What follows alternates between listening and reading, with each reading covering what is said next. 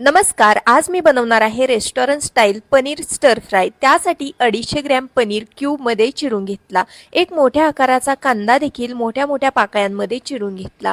त्याचबरोबर एक मीडियम आकाराची ढोबळी मिरची स्वच्छ पाण्याने धुवून बिया काढून ती देखील मोठ्या मोठ्या फोडींमध्ये चिरून घेतली।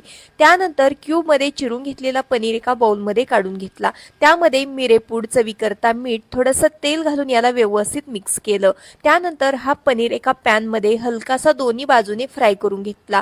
पॅन मधून बाजूला काढून घेते। कढईमध्ये फोडणी करता तेल घातलं, त्यामध्ये बारीक बारीक चिरून घेतलेला लसूण आणि हिरवी मिरची परतून घेतलं। कांद्याच्या पाकळ्या, ढोबळी मिरचीच्या पाकळ्या थोड्याशा हाय गॅसवरती परतून घेतल्या। त्यानंतर फ्राय करून घेतलेला पनीर घातला, काश्मीरी लाल मिरची पावडर, चवीकरता मीठ, 2 चिमूटभर इतकी मिरेपूड घालून याला व्यवस्थित मिक्स केलं।